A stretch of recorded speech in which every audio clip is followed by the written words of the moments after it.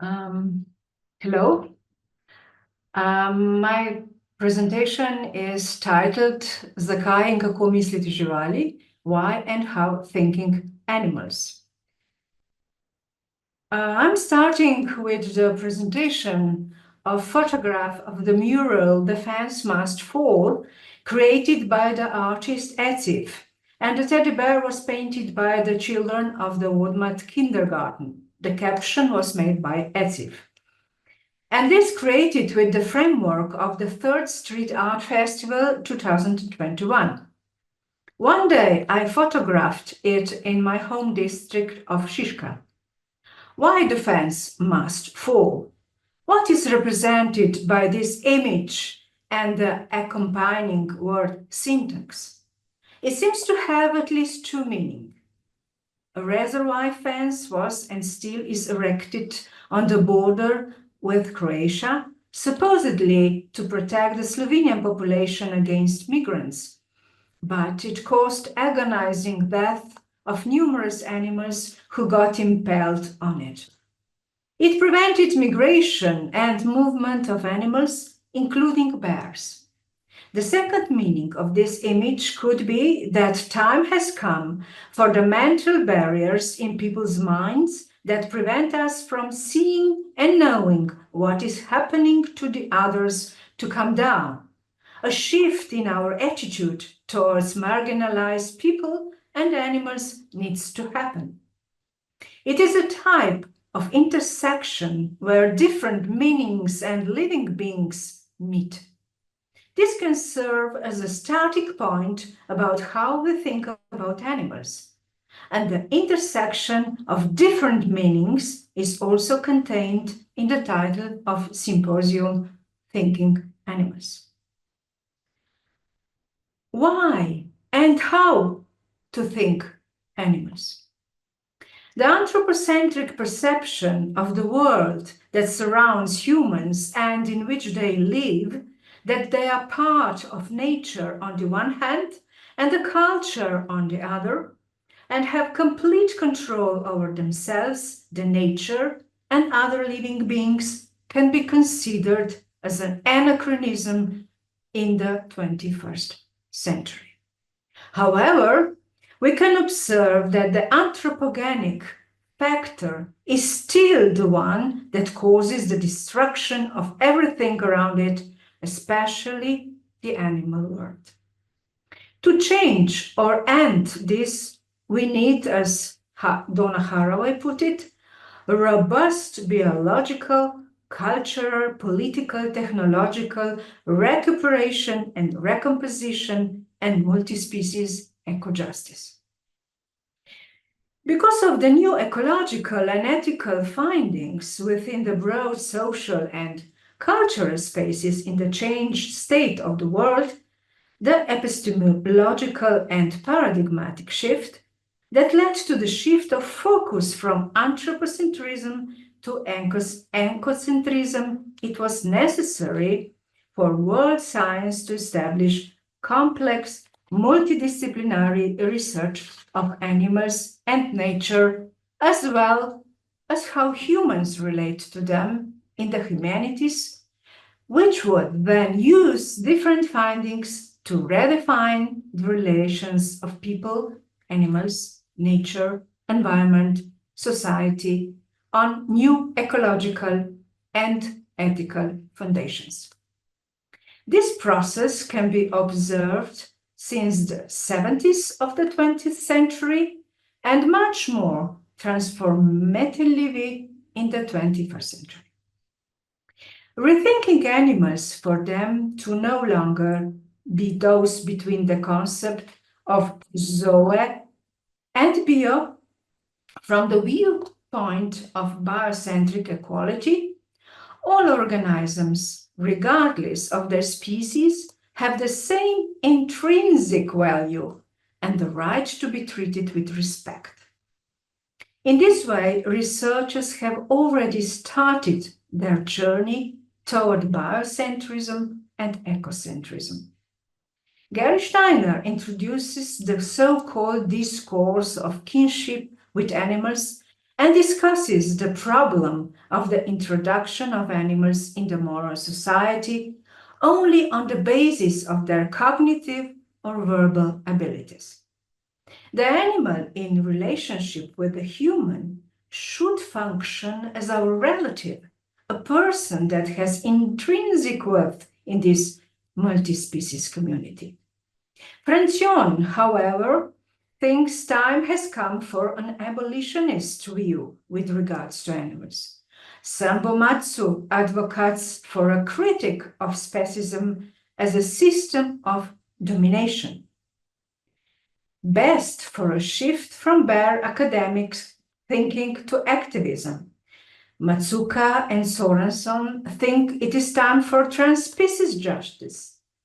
And Almiron talks about an ethic of interspecies empathy or compassion at a global level.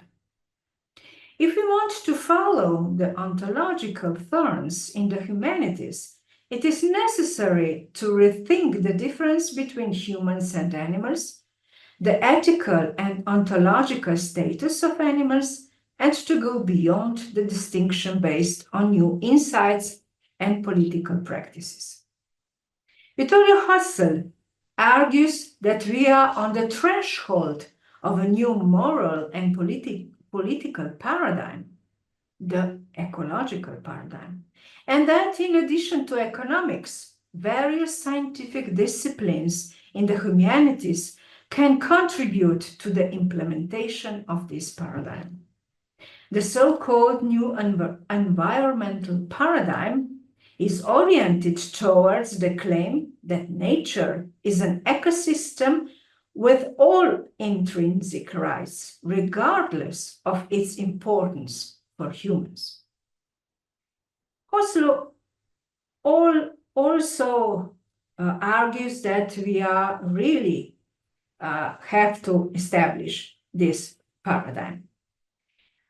The so-called new environmental paradigm is oriented towards the claim that nature is ecosystems and have I repeat, with an intrinsic rights regardless of its importance for human.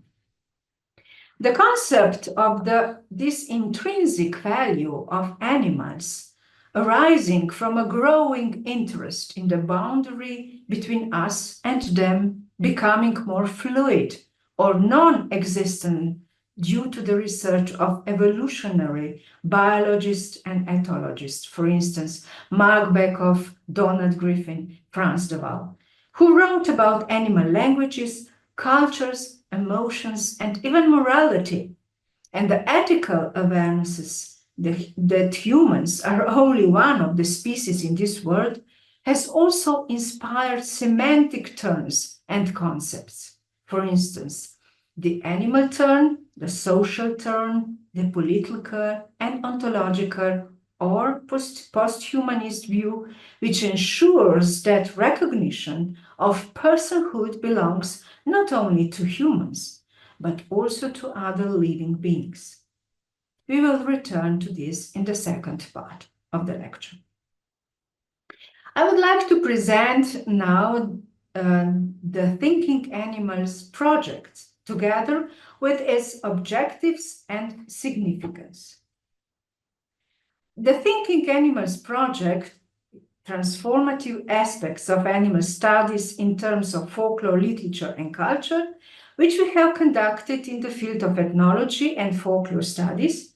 However, we did not restrict ourselves to either of them, but with the awareness that the subject concerns new relationships between humans and animals, coexistence and recognitions of the animal's intrinsic value, which is at the moment only recognized to humans in a moral community.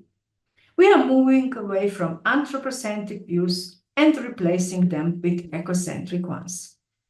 Therefore, we, as folklorists, ethnologists, anthropologists, eco-critics who are confronted with traditional knowledge about animals' nature as they are reflected through folklore, material and social culture, mythology, rituals and customs, religious beliefs and the interplay between the natural environment and humans, and contemporary practices that continue or alter tradition, also need new theoretical foundation.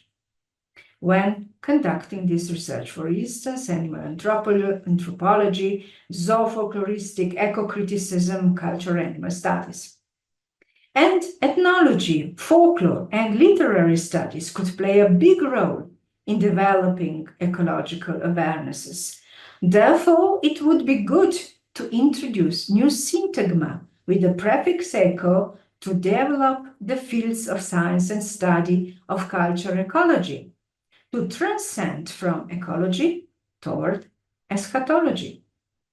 Based on extensive theoretical and methodological reflections of various national and international scientific discourses in folklore studies, ethnology, eco-criticism, philosophy, anthropology, biology, and ecology, we aim to establish a new so-called imaginative counter-discourse, according to Zaf, and analytical criticism of anthropocentrism through intensive and complex interdisciplinary research on folklore, literature, and cultural heritage, with an emphasis on critical discourses on the complex analogies between natural and cultural ecosystems, and parallel research on contemporary cultural practices and dynamics. Within the project, we are intensively developing the scientific discipline of zoofolklore studies, which is a relatively new discipline.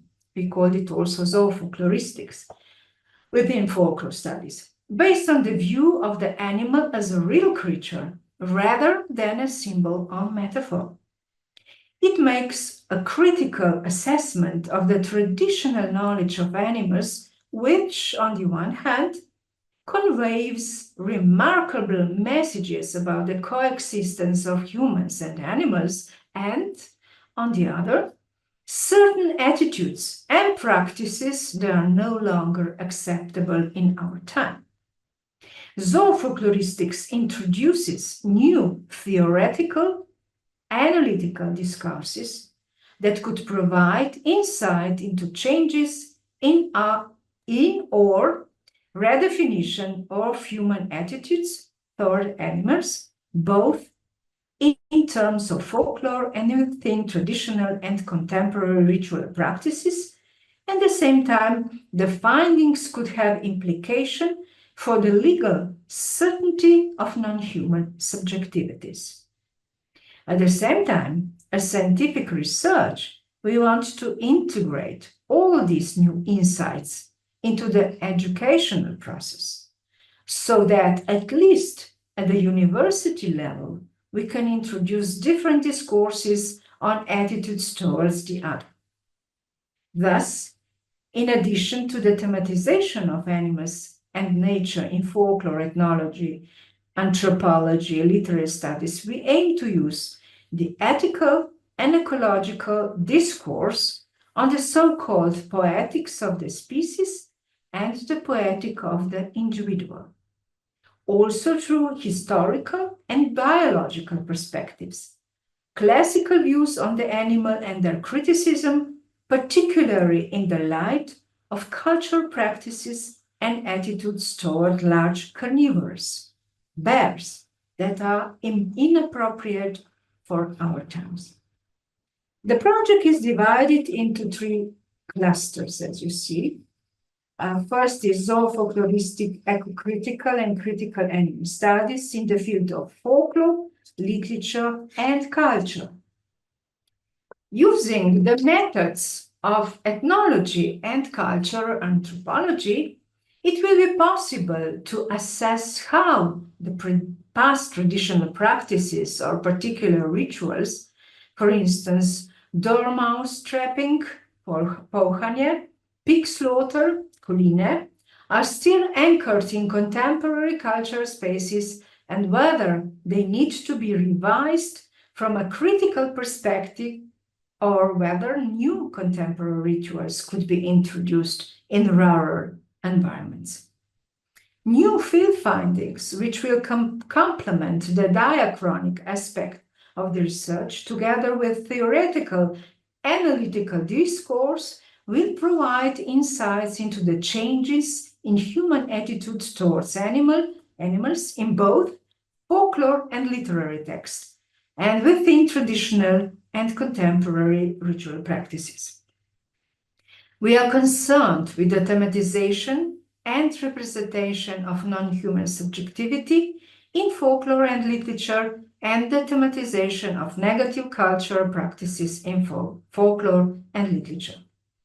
We have found that by using the discourses of critical animal studies, we establish the possibilities of subjectivizing the animal and transcending the structural hierarchies in the relationship between human and animal. And our objectives: to use folklore and literary texts to identify the relationships between animals and humans, to address animal signals in poetry, to establish a new view of ecological justice, to change people's perception of animals through the gradation of individual, community, society, and to identify the interdependence of human and animal cultures. The second cluster is culture animalistic studies.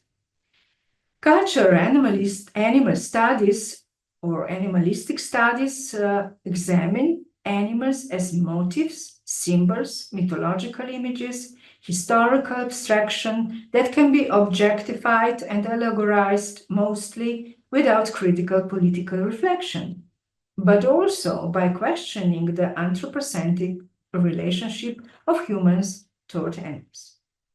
For the purpose of this research, the method of ethnolinguistics and semiotics will be used to probe the deeper and originally figurative layers of language related to the animal world. With this insight, we will explore different aspects of the human attitude and the perspective of animals' existence.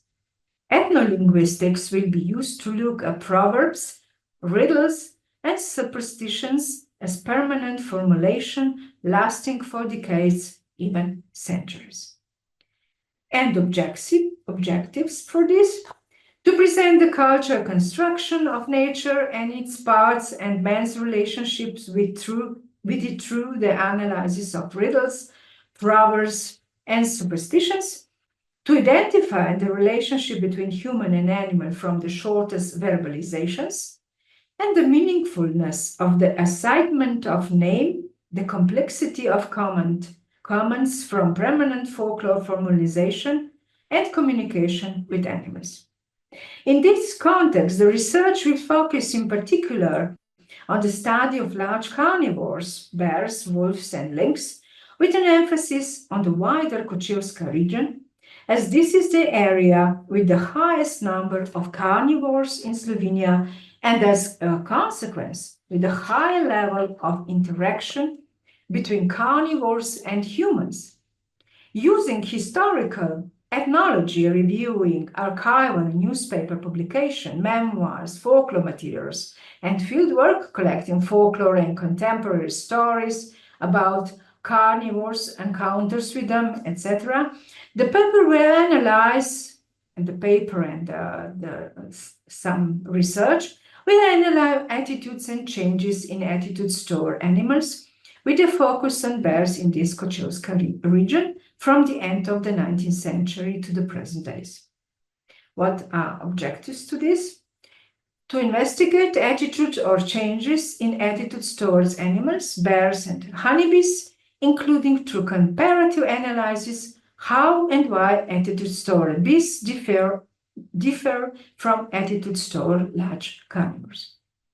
And the third cluster, large carnivores, brown bears, eco-animal studies.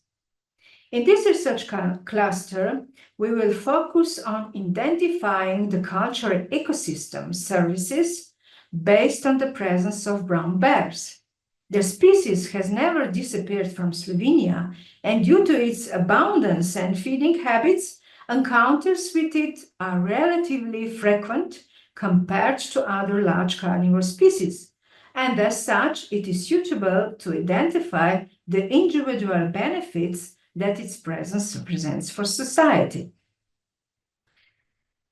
We will introduce completely new discourses of research of poetic and narrative traditions, traditional knowledge, customs, rituals, proverbs, literature within the context of culture, by redefining the basic theoretical paradigms of relationship between human, animal, and nature with the help of analytical discourses and the insights of new scientific disciplines. You see that in this concept in research network.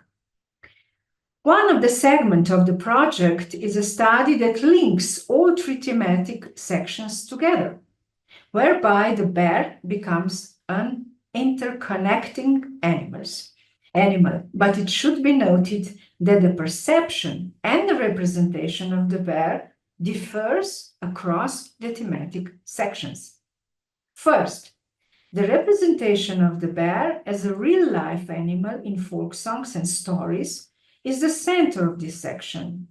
In the past, for instance, the dancing bear has been used for human entertainment, and this use is also discussed in songs. The representation of the bear represented in folk songs as a rebel against human domination, or in folktale as a bear that in narrative storytelling comes into conflict with men because of the use of human property.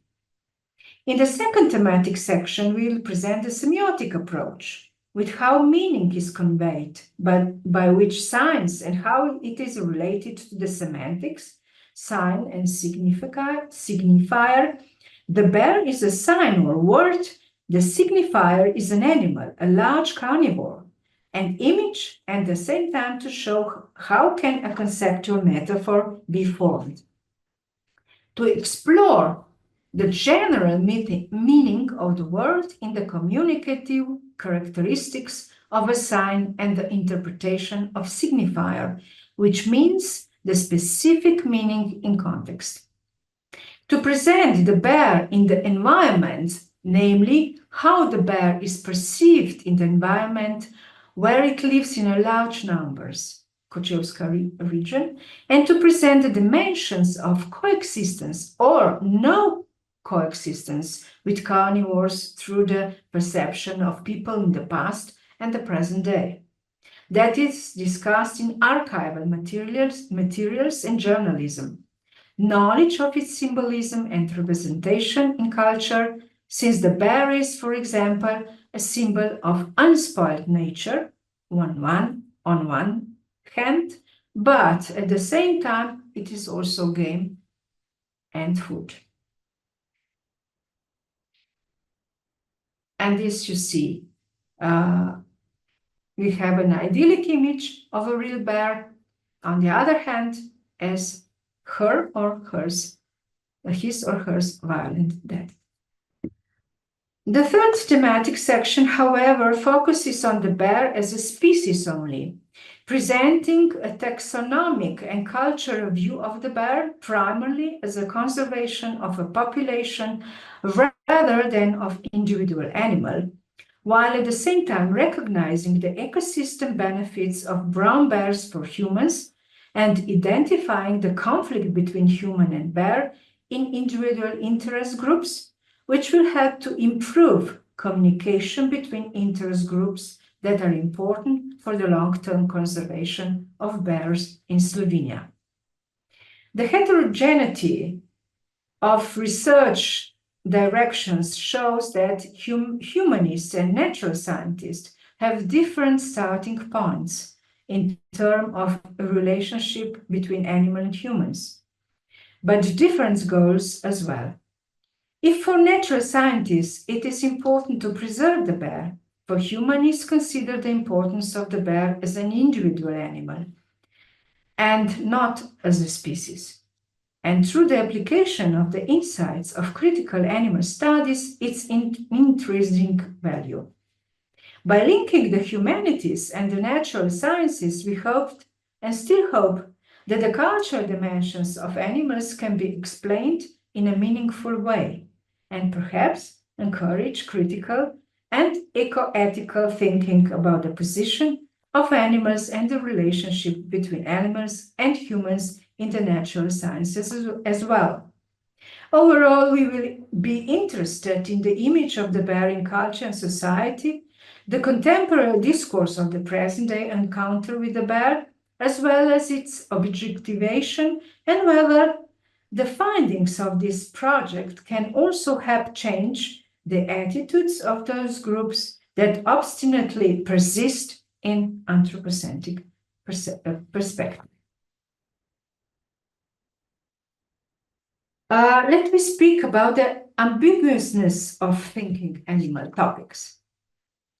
Already in 2012, Carrie Whale wrote the book Thinking Animals, Why Animal Studies Now, in which she reflects on the relationship between human and animal at the point when we stand in front of animals and we look at each other eye to eye.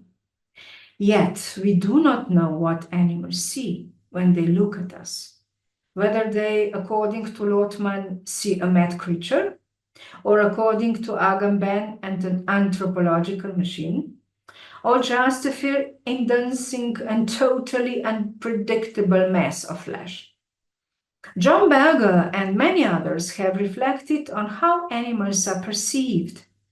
Berger even wrote that animals have vanished from human consciousness and view and have become invisible and meaningless. Does a man really know how to observe a real-life animal, or does one only see some illusionary image of it that one has created in their mind's eye, or only the notion of it that society has constructed?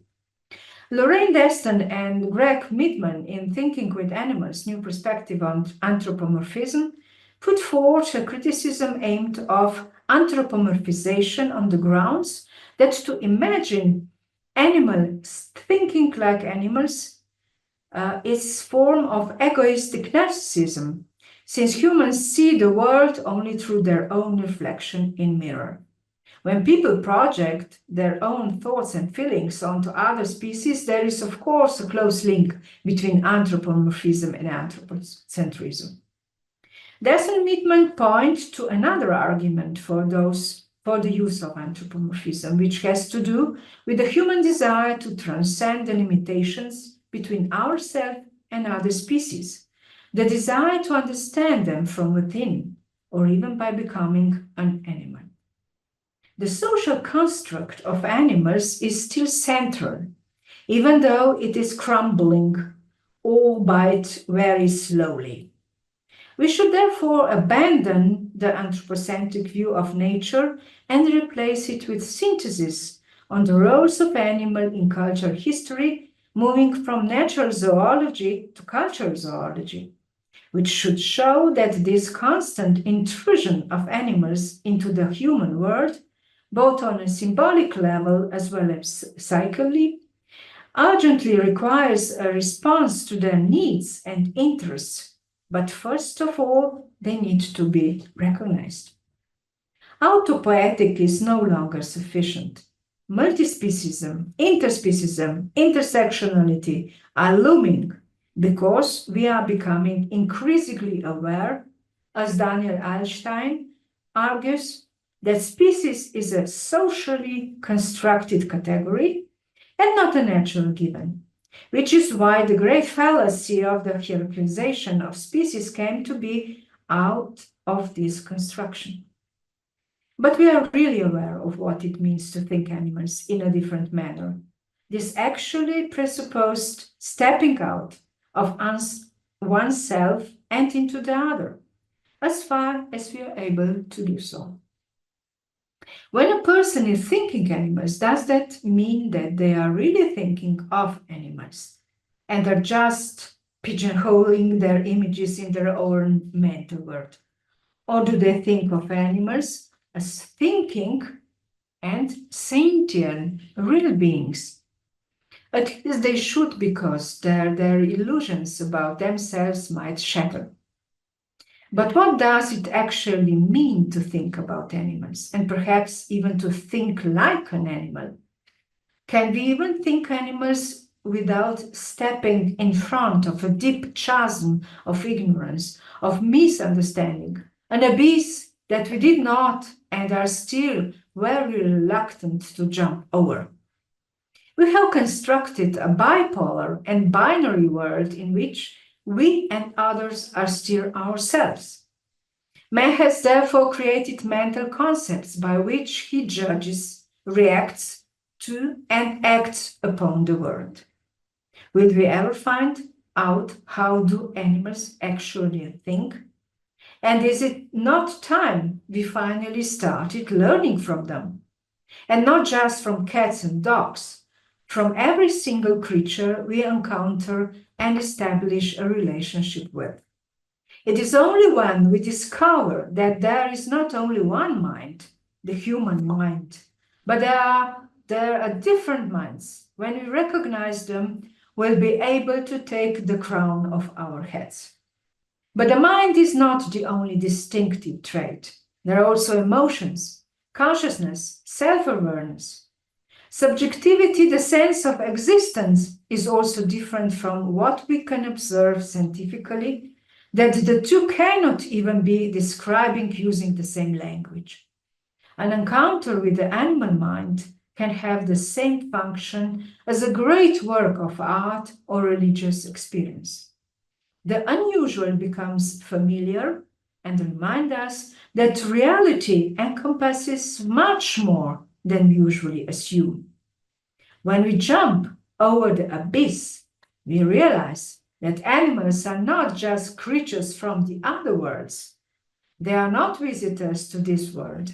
They are those who live here independently of us, and this planet is not just for us.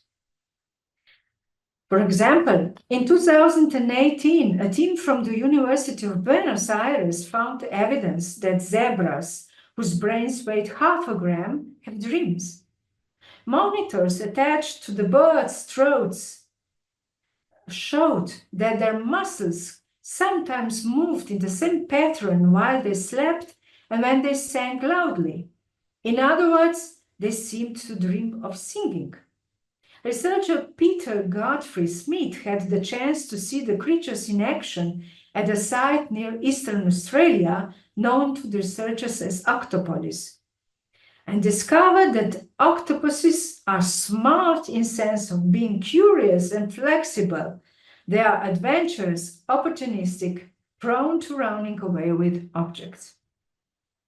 Berger argued that because we do not have a common language, the animal silence ensures that it is different from man, distant from him, and excluded from his community. Will we understand animals better if we learn their language? We really need to connect our communication channels to the animal planes, just as Sue Savage-Rumbaugh already knew how to ask chimpanzees what they wanted and how to talk to them. Montaigne considers, and this not be supposed that nature should have denied that to us which she has given to several other animals.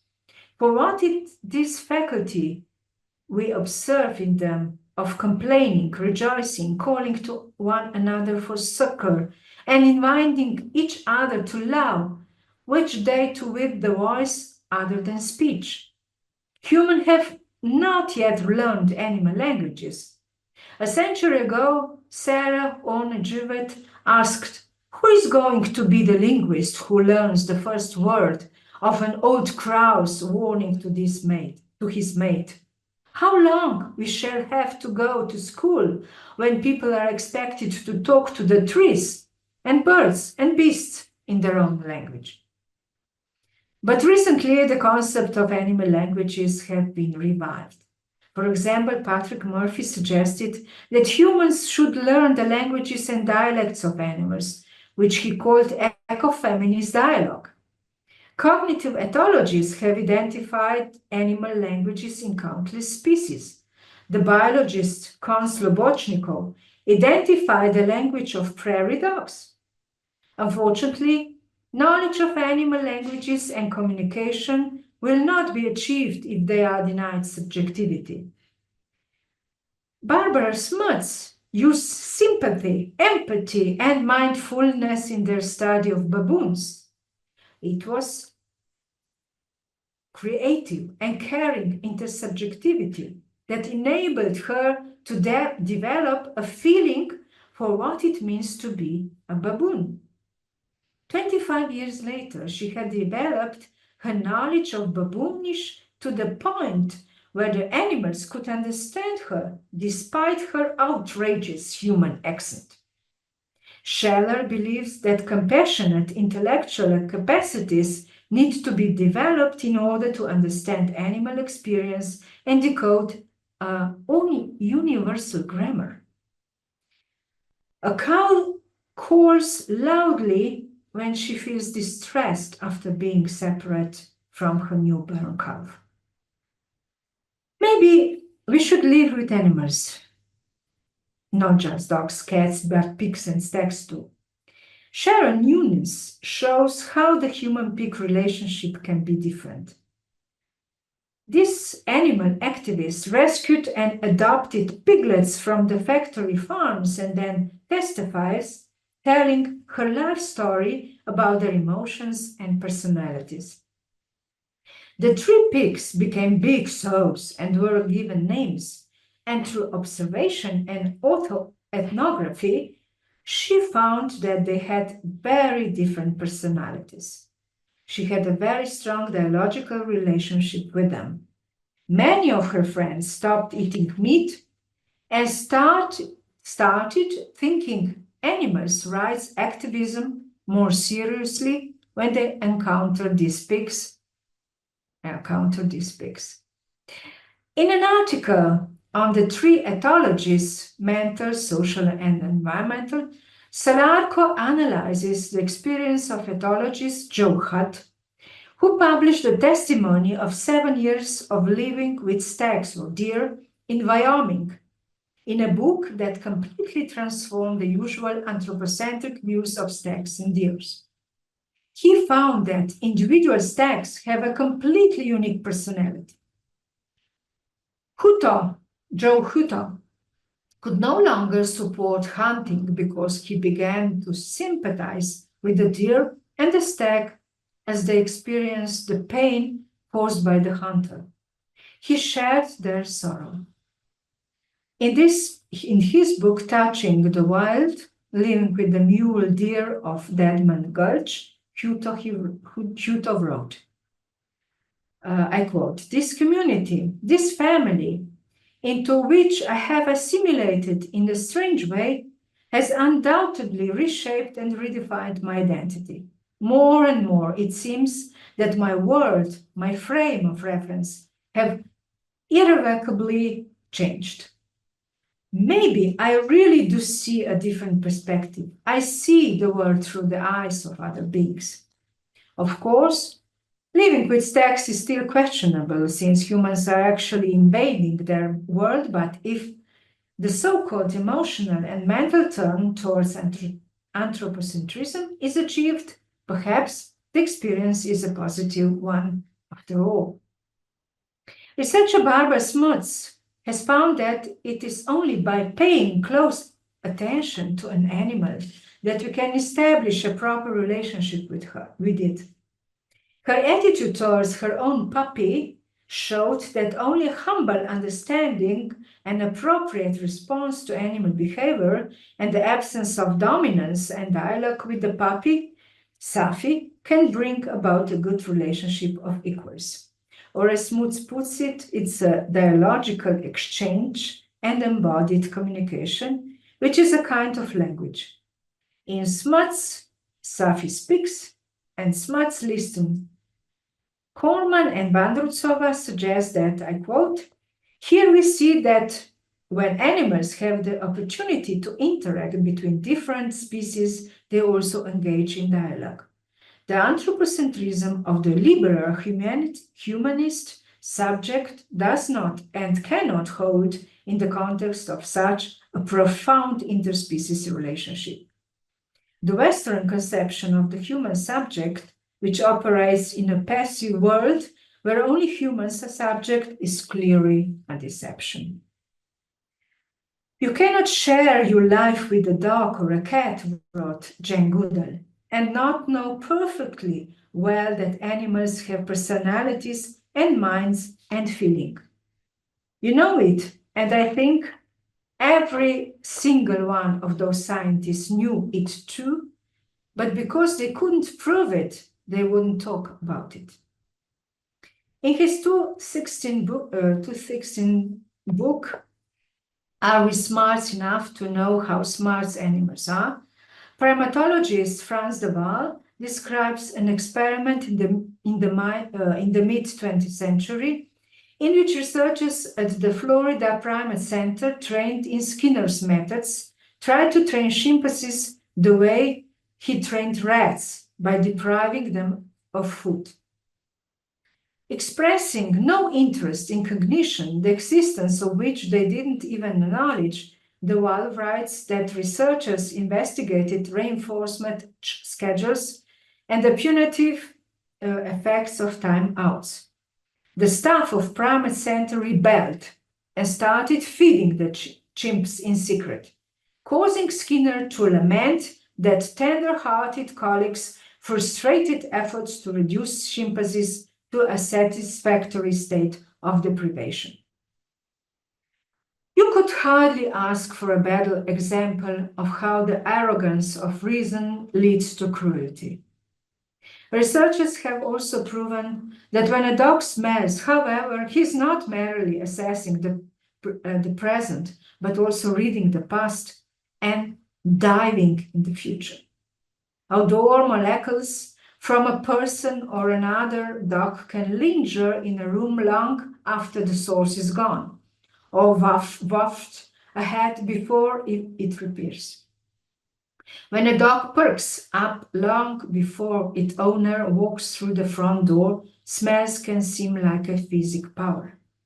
The earth is full of animal species that have found solution to live well in a way that dishonors the human species, as shown by at least 2 early texts in history that deal with the relationship between animal and human and speak of the superiority of animals rather than humans.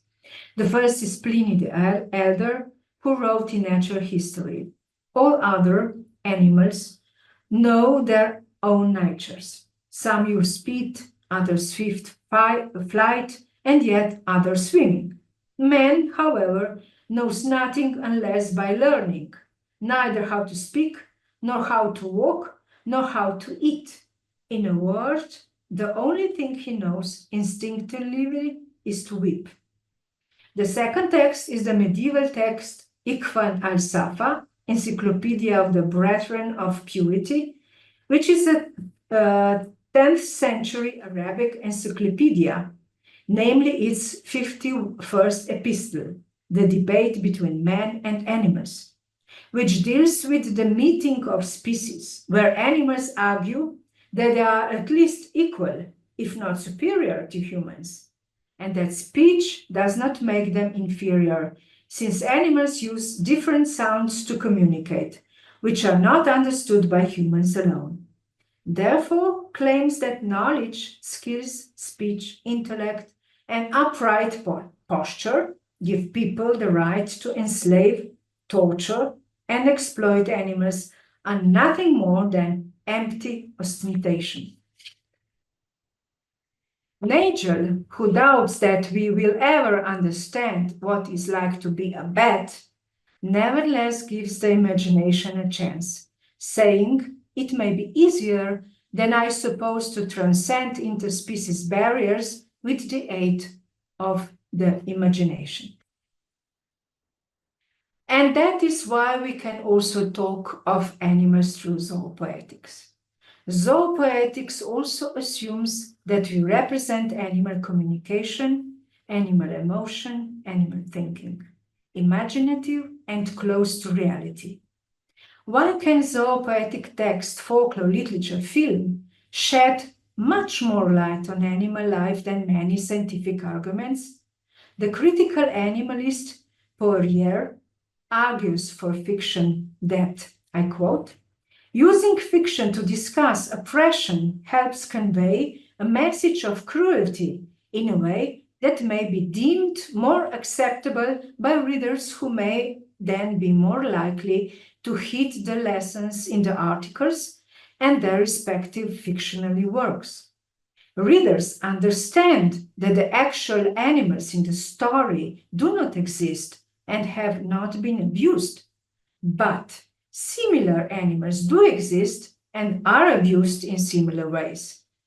Different parts of both a folk song, an art song, a story, a novel, a novella, a film story may resonate more or less strongly with individual readers or listeners, viewers, while the scientific or philosophical argument is that if one premise is inadequate, the whole conclusion may be considered invalid.